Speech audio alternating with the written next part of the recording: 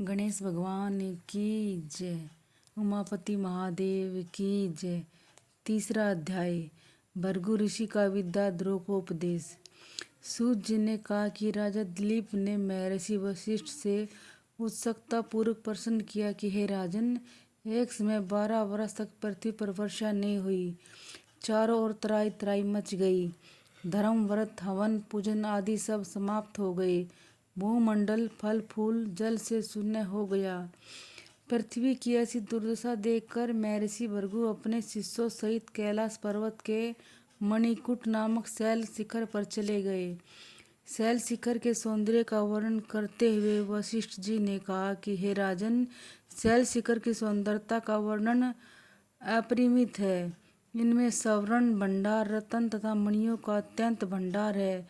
नीले रंग का पर्वत, तारों भरे आकाश तथा चंद्रमा के प्रकाश में अत्यंत सुशोभित प्रतीत होता है। पर्वत की तराई में अनेक यज्ञ संपन्न होते रहते हैं तथा गंधर्व आदि नाच तथा गायन करते रहते हैं। उसी पर्वत के निचले भाग में महर्षि भृगु ने शिष्यों सहित निवास प्रारंभ कर दिया। उस सुंदर स्थान का वर्णन करते हुए सूत जी ने कहा, हे राजन, वैरागी महात्मा तथा योगी ईश्वर आराधना हवन तप में लीन रहे। स्वर्ग तुल्य इस सुंदर स्थान को वायुमंडल में अनेक पुष्पों की सुगंधि व्याप्त रहती है। अनेक स्थानों पर पर्वतनीय झरनों की मधुर मधुर कल कल की ध्वनि व्याप्त रहती है। कहीं कहीं मस्त हाथी, कस्तूरी युक्त मृग तथा अनेक मृगों के झुंड दृष्टिगोचर होते हैं।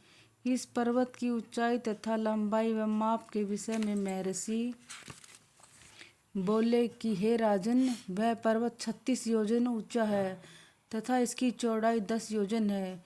इसी स्थान पर पृथ्वी पर दुर्भिक्ष होने के कारण महर्षि भृगु तथा उनके शिष्यों के अनंत काल तक वास किया।